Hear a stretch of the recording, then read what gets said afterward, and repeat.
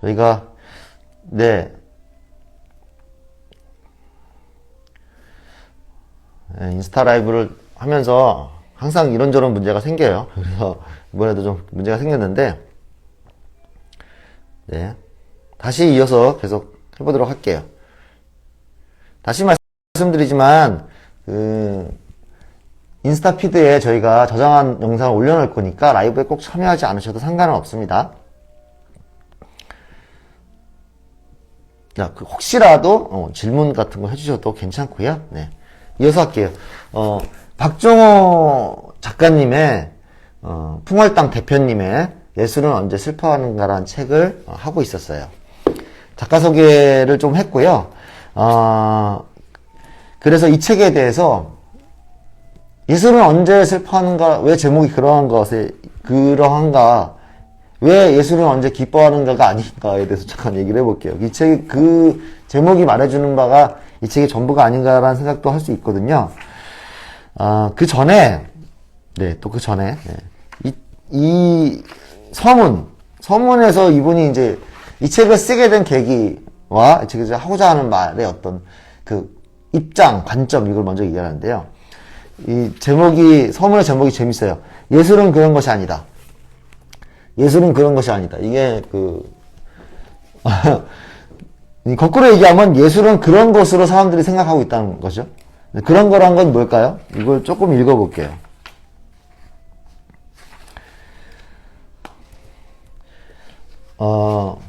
기교가 뛰어난 바이올리니스트, 음성이 아름다운 성악가, 알아준다는 건축가, 잘나간다는 사진가들은 많지만 그들의 예술이 과연 우리의 정신을 고양시키는가?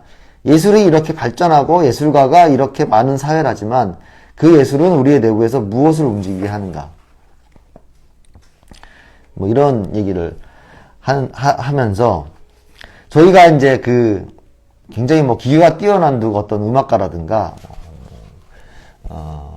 되게 유명한 누군가라든가 뭐 이런 분들에 대해서 굉장히 유명세를 많이 쫓잖아요. 그것에 대해서 이제 이렇게 좀 일침을 놓으면서 시작을 해요. 우리는 상을 탄 피아니스트, 유명하다는 성악가, 국제적인 무용가, 작품이 비싸다는 화가를 알고 있지만 정작 그들의 예술이 무엇을 말하기 위한 것인지, 그들이 사회에서 왜 필요한지, 우리가 그들의 어떤 부분을 존경해야 되는지, 그들이 무엇 때문에 사회에서 가치 있는 존재로 취급되는지를 바로 대답하지 못한다. 이렇게 얘기를 해요. 그렇다면 대체 예술은 무엇을 위해 존재하는가? 예술은 무엇을 위해 존재하는가? 이런 얘기들이에요. 이 책의 얘기들이.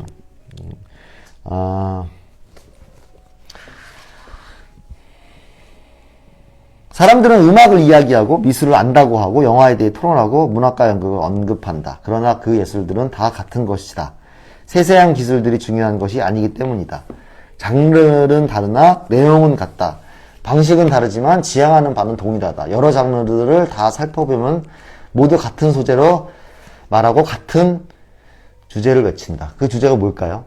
그들은 세상과 인간을 이야기한다. 그 중에서도 특히 빛이 닿지 않는 세상과 양지에서 멀어진 사람들에 관해 이야기한다. 어두운 곳을 비추며 지치고 버려진 자들에게 용기를 주는 것이 예술이다. 예술은 밝은 곳에서 안주하는 사람들만 위로하고 그들의 가려운 등이나 긁어주기 위해 존재하는 것이 아니다. 잘난 사람들의 남아도는 시간을 때워주거나 고급스러운 취미를 남에게 과시하기 위해 남과 다른 고상함을 보여주기 위해 그렇게 해서 자신의 허영을 충족시키기 위해 예술이 존재하는 것은 더더구나 아니다. 글쎄요, 예술이 사실은 이런 식으로 소비되거나 이런 식으로 사람들에게 이렇게 감상되는 측면이 없지는 않아요. 이게 이분이 이제 책에서 이런 부분들을 굉장히 토로를 하고 계신데 사실 그런 부분이 없지 않습니다. 이제 허영으로 이제 예술을 감상하거나 유명한 사람들만을 쫓거나 특히 지금 시대는 그 유명인에 대한 어떤 그 선망이 큰 시대라 보니까 그래서 이분이 어떤 클래식과 관련한 어떤 강연이나 이런 어떤 단체나 이런 콘텐츠들을 운영하면서 이런 것들을 많이 느껴서 얘기하는 것들이 아닌가. 예술이 사실은 어떤 소외된 자들, 버려진 자들, 이들을 위안하고 이들을 비춰주고 그런 슬픔들에 같이 공감하는 이야기들인데 대부분 그렇죠.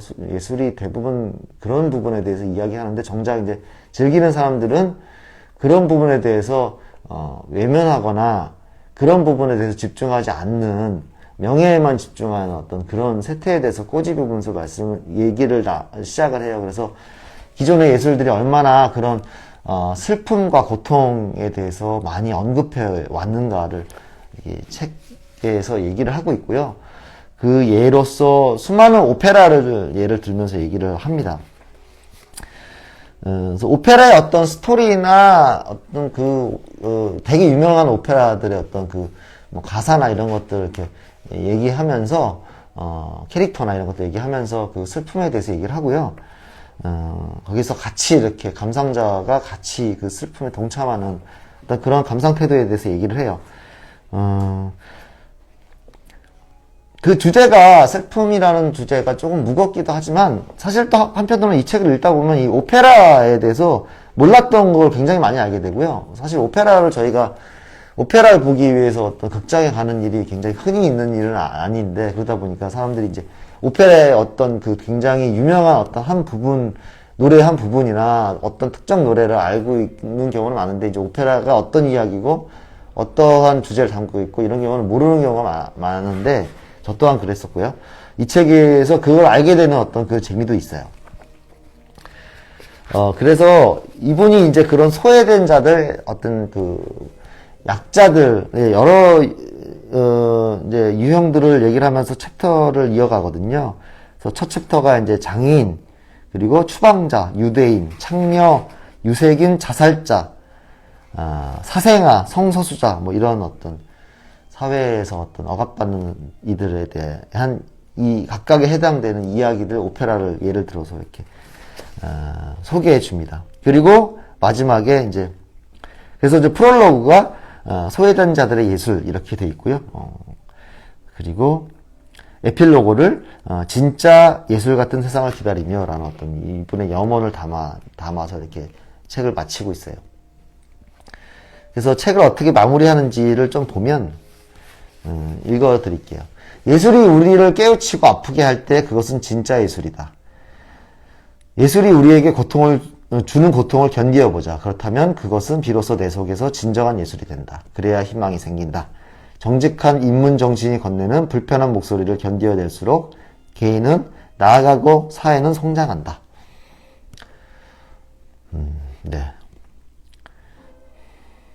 그래서 이 책이 예술의 어떤 본질, 그다음에 예술이 얘기하고자 하는 것들이 무엇인가, 그리고 그것에 대해서 우리가 예술이 이야기하는 바, 그 슬픔이나 고통 이런 것에 동참하는 어떤 그런 감상 태도가 얼마나 필요한지에 대해서 토로하고 있고요. 그럼에도 불구하고 이 책의 어떤 오페라들의 어떤 이야기를 따라가 보는 재미가 굉장히 솔찬한 책이기도 합니다. 그래서 우리가 예술에 대해서 너무 어떤 유명세나 명예를 쫓기보다는 그런 예술의 본질에 좀 우리가 가까이 다가가 보자 라는 의미에서 이 책을 제가 많은 사람들에게 추천해 주고 싶다라는 이 저자의 마음과 같이 저 또한 그런 마음을 담아서 추천을 좀 드려요. 책은 어렵지 않고 굉장히 재밌습니다. 어려운 전문 용어나 이런 게 나오지 않고요. 특히나 이제 오페라의 어떤 이야기들, 스토리들이 나오기 때문에 굉장히 재밌게 볼 수 있어요. 추천을 드리고요. 세 번째 책은 최근에 출간돼서 굉장히 그 화제를 낳고 있는, 화제가 되고 있는 책이에요. 많은 작가분들이 극찬하고 있는 책인데 1984 북스라는 그 출판사에서 출간된 크리스티앙 보뱅이라는 작가의 작은 파티 드레스라는 책이고, 이 책 표지도 너무너무 이쁘죠? 크리스티앙 보뱅의 이분은 이제 시인이자 에세이스트로 잘 알려져 있는데, 이거는 이제 에세이고요. 이 에세이 시리즈가 이 책 말고 이제 2권이 더 있는데, 이 책들도 굉장히 좋고, 그 다음에 표지가 또 너무너무 아름다워요. 작가에 대해서 잠깐 소개를 해보자면, 크리스티앙 보뱅, 프랑스의 대표 시인이자 에세이스트, 동시대에서는 찾아볼 수 없는 독특하고 맑은 문체로 프랑스의 문단, 언론, 독자들 모두에게 찬사를 받으며 사랑받는 작가이다. 이 책을 어떻게 소개를 할까라고 많이 저도 사실 고민을 했는데, 다른 책과 달리 이 책이 이 내용이 굉장히 사실 산문이지만 거의 시에 가까워요. 문장이 너무너무 아름답지만 다소 의미를 계속 곱씹어야 되는 문장들이 많습니다. 생각을 끊임없이 이렇게 해야 되고, 그래서 이렇게 문장을 따라가면서 작가의 생각을 계속 읽어내려는 좀 노력이 필요한 책이에요. 그럼에도 불구하고 너무너무 문장 자체가 아름답고, 말하고 하자 하는 바가 너무나 우리가 우리의 타성에 젖어 있는 우리의 어떤 그 습관적인 생각이나 언어 이런 것들을 뚫고 들어와서 우리를 각성시키는 그런 굉장한 날카로우면서 아름다운 문장을 담고 있기 때문에 한번 읽어볼 만한 책이에요. 그리고 구체적으로는 이 책은 사실은 책에 대한 책이고 독서에 대한 책이에요. 그래서 우리가 독서를 하면서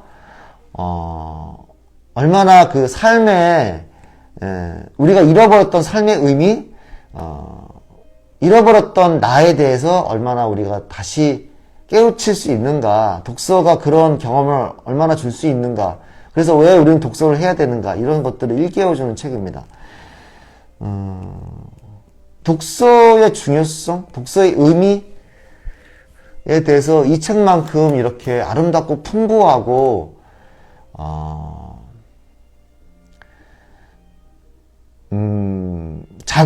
나한테 자극이 되게 표현하는 책이 또 있을까라는 생각이 들어요. 일단은 첫 페이지부터 저는 굉장히 충격을 받으면서 시작을 했는데, 첫 페이지를 좀 읽어볼게요. 처음부터 우리가 책을 읽는 것은 아니다. 삶이 깨어나는 시기에 두 눈이 처음 사물을 보기 시작하는 시기엔 책을 읽지 않는다. 그렇죠. 우리가 태어나면서부터 책을 읽진 않죠. 우리는 그 무엇에 의해서도 분리되지 않는 상태이다. 우리가 어렸을 때, 유아기 시절을 떠올리면 그렇죠. 우리는 진정한 제약이라고는 없는 첫 대륙에 속해 있다. 이 대륙은 바로 당신 자신이다. 처음엔 광막한 유희의 땅들이 있다. 발명의 광막한 초원, 첫걸음의 강들이 있다. 어머니라는 태양이, 어머니의 목소리라는 철썩이는 파도가 사방을 에워싼다. 이 모두가 당신이다. 끊김도 찢김도 없는 온전한 당신이다.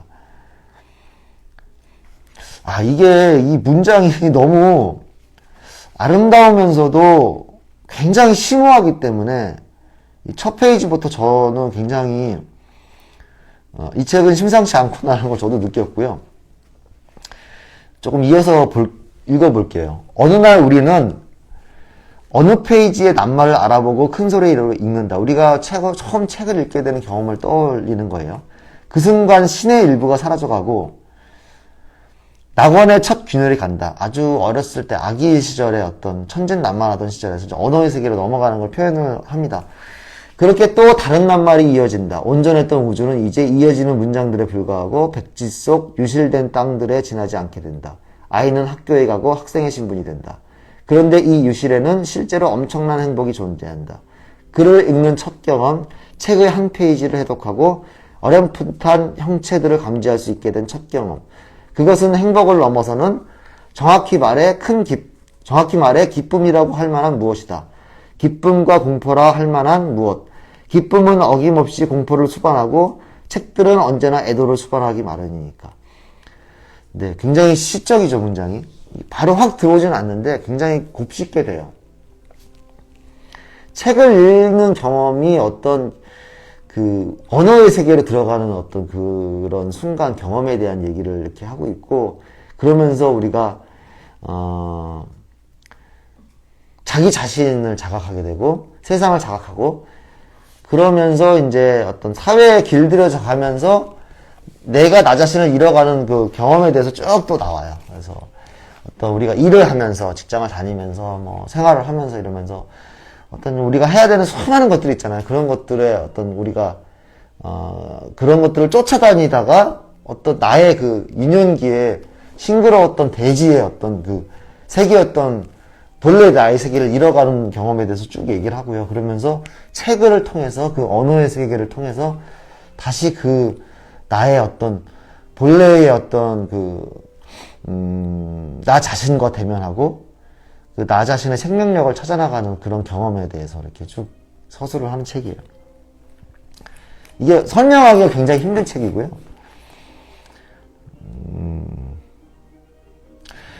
마찬가지로 이 책도 그래서 이 앞에 얘기했던 이 책이 얘기했던 것처럼 그 절망과 고통 이런 것에 대해서 얘기를 많이 합니다. 예술이란 건 사실은 그런 좌절하는 경험과 고통스러운 경험, 그 우울했던 시절 이런 것들을 통해서 자아성찰을 하면서 이렇게 그걸 극복해야 되는 이야기, 그런 극복해야 되는 어떤 그런 과정들이거든요. 너무 이것도 이제 너무 아름다운 문장이 많아서 다 읽어주고 싶은데 시간이 없으니까 제가 몇 부분만 읽어드릴게요. 자, 책을 읽는다는 것에 대해서 이제 책을 읽는다는 것이 어떤 것인가를 얘기하는데요. 내가 책을 읽는 건 보기 위해서예요. 삶의 반짝이는 고통을 현실에서보다 더 잘 보기 위해서예요. 위안을 받자고 책을 읽는 게 아닙니다. 난 위로받을 길 없는 사람이니까요. 무언가를 이해하려고 책을 읽는 것도 아니에요. 이해할 건 하나도 없으니까. 내가 책을 읽는 건 내 삶 속에서 괴로워하는 생명을 보기 위해서입니다. 그저 보려는 겁니다. 이 책에서 하는 얘기와 굉장히 비슷하죠. 그런 어떤 고통과 그 어떤 좌절의 현실을 내가 직면하고 마주보는 용기를, 그런 경험을 책을 통해서 얻고자 한다는 것이죠. 내가 굳이 책을 돈 주고 사가지고 괜히 우울하고 절망되는 그런 경험을 굳이 내가 마주보고 싶지 않다. 나는 가뜩이나 사는 것도 힘든데 내가 책을 보면서까지 그런 걸 굳이 마주보고 싶지 않다. 나는 조금 위로를 받고 싶고 조금 그런 우울한 그런 세계로부터 벗어나고 싶다. 이런 생각이 들죠. 들지만 우리가 아무리 그런 내가 마주하고 있는 그런 현실들을 아무리 도망치려고 해도 사실은 계속 그 현실로 돌아올 수밖에 없어요. 그리고 너무 도망치다 보면은 사실은 그것은 내가 아닌 삶이고 삶이 아닌, 진정한 삶이 아닌 삶을 살게 이게 되죠. 네. 그래서 이 책이 이제 그런 어떤 삶을, 내 앞에 있는 그 진짜의 삶을 마주하는 경험과 관련한 책 읽기를 얘기를 하고 있고요.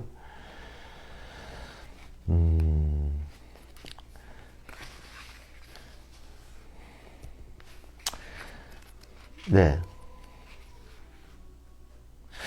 또 너무 멋진 문장이 있어서 이것도 읽어보고 싶네요.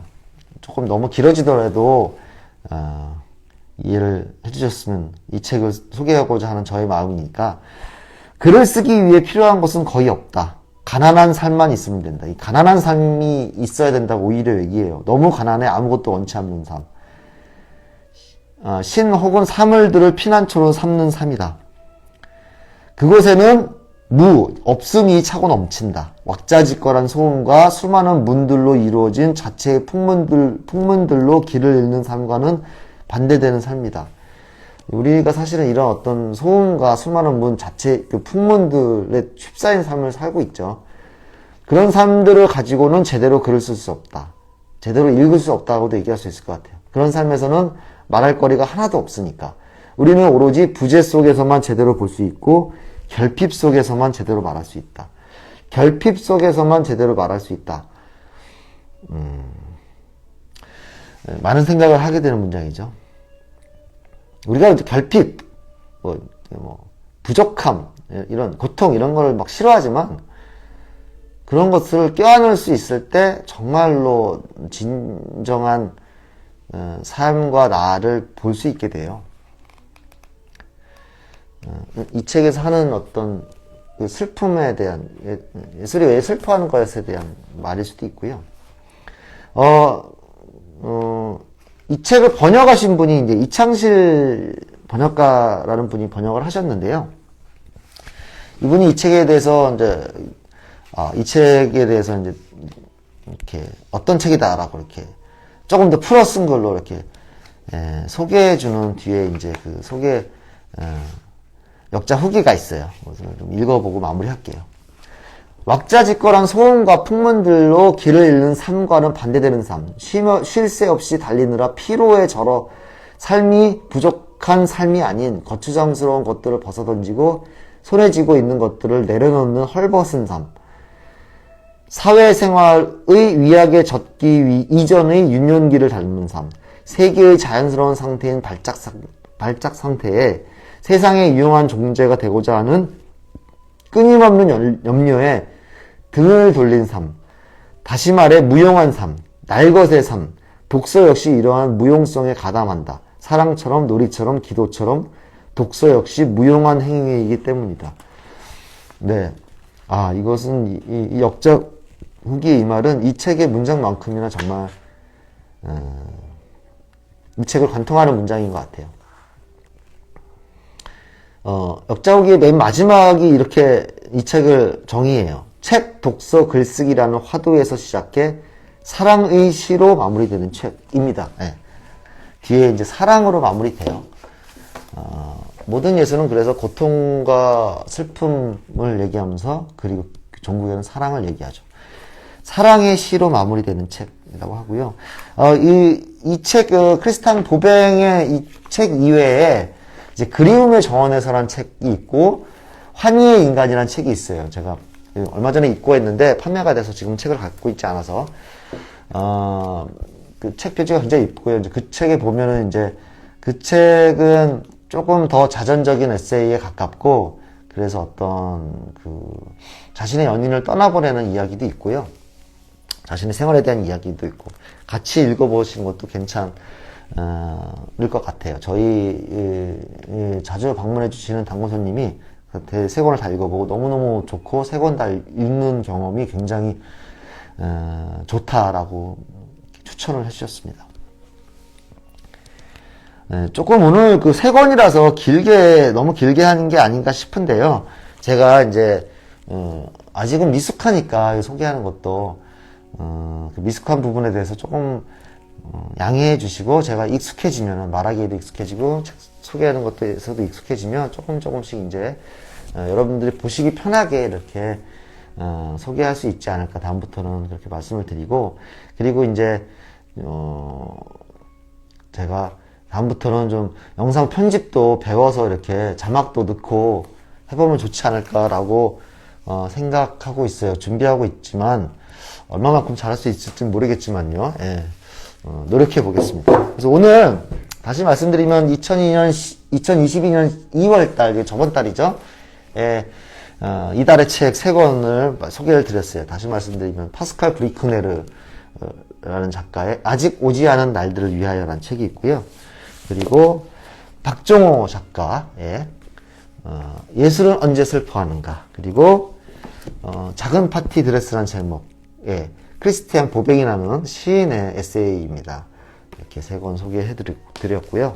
저희가 이 책은 당연히 저희 서점에 이달의 책으로 전시를 해놓고 판매를 할 거고요. 그리고 얼마 전에 소개해 드렸던 큐레이션 박스 이달의 책으로도 이렇게 묶어서 저희가 판매를 할 거고 정성스럽게 포장하고 저희 서점에 빵마담님이 디자인한 아주 아름다운 문구들, 굿즈들 같이 포함해서 이렇게 판매를 할 예정이에요. 그것도 많은 관심과 사랑을 부탁드릴게요.